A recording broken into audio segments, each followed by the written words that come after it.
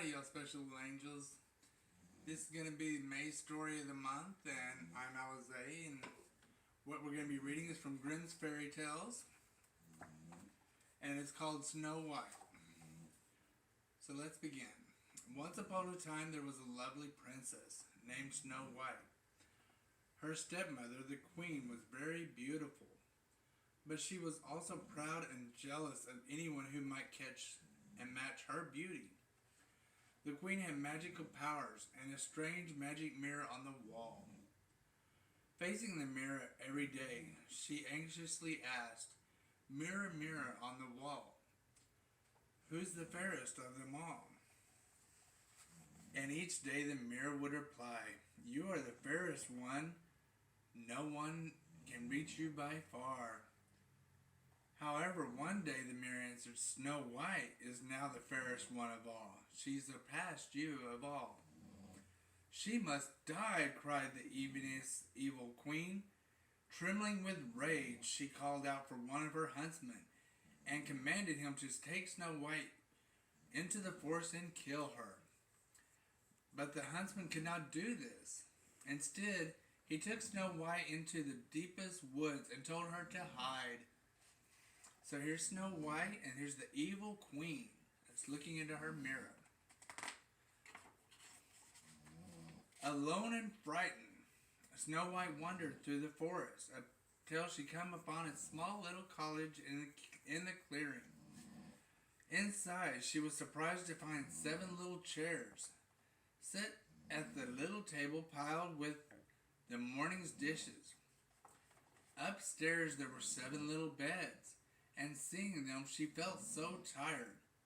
She laid down and fell right to sleep. When the 7 dwarfs who lived there came home from working in the mines, they were amazed to discover Snow White in their beds. "Who can she be?" they asked each other. The kind little men waited patiently until she awoke, and they then said sadly, while she told her story. The oldest one said, "If you will cook and clean our house, you can stay here." "Oh, thank you," Snow White said, and the 7 dwarfs became her home in the big little house in the woods. Every day the dwarfs went off to work and left Snow White alone. Afraid the wicked queen might find her, they warned Snow White never to let anyone into the house. Snow White promised her new friends that she would not let anyone in.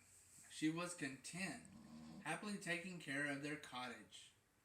The queen, though, was not content at all, for whoever she stood before her mirror and asked, "Mirror, mirror on the wall, who is the fairest of the mirror all?" And the mirror replied, "Over 7 hills where 7 dwarfs dwell, Snow White is there alive and well." The queen knew that the huntsman had not obeyed her. Filled with hatred and jealousy, she set out to kill Snow White on her own. Using her evil magic, she created an irresistible apple, actually poisonous and deadly, disguising herself as an old peddler woman. She filled a basket with apples and hurried into the woods to find Snow White. When the queen called to Snow White at the window to the little cottage, Snow White was cautious at first.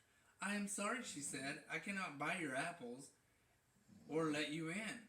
"But," pleaded the evil queen, "I want you to have this beautiful red apple for free." And she held it out to Snow White.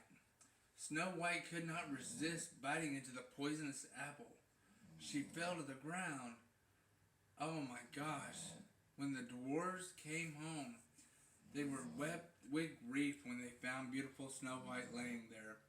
She was so lonely. They placed her in a glass case, and one of them always watched over her. Snow White rested there a long time, remaining as pretty as the day they found her. One day a handsome prince came to the forest, and seeing Snow White, fell deeply in love with her. He begged the dwarves to let